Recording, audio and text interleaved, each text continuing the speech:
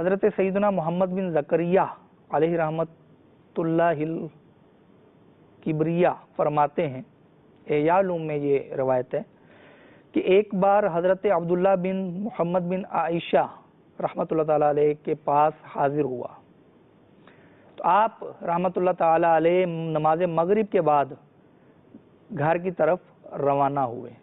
راستے میں ایک قریشی نوجوان نشے میں دھت نظر آیا، اس نے ایک عورت کو پکڑ لیا، لوگ لپکے اور اس نوجوان پر ٹوٹ پڑے تو حضرت سیدنا ابن عائشہ رحمۃ اللہ تعالیٰ علیہ نے اسے پہچانا اور لوگوں سے چھڑا کر شفقت کے ساتھ سینے سے لگایا، اپنے گھر لائے اور اسے سلا دیا۔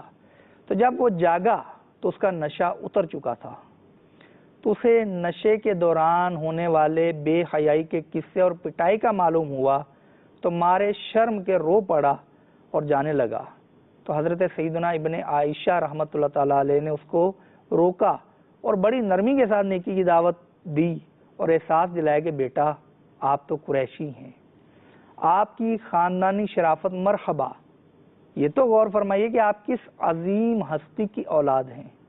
بیٹا اللہ عز و جل سے ڈریے اور ہمیشہ کے لیے شراب نوشی اور دیگر گناہوں سے توبہ کر لیجئے۔ وہ نوجوان اس پیار بھری نرمی بھری نیکی کی دعوت کو سن کر پانی پانی ہو گیا۔ اس نے رو رو کر توبہ کی اور شراب اور دیگر گناہوں کے قریب نہ جانے کا عہد کیا تو آپ رحمۃ اللہ تعالی علیہ نے اس کا ماتھا چوما اور خوب حوصلہ افزائی فرمائی۔ وہ بے حد متاثر ہوا اور آپ رحمۃ اللہ تعالی علیہ کی صحبت میں رہنے لگا اور احادیث مبارکہ لکھنے پر مامور ہوا۔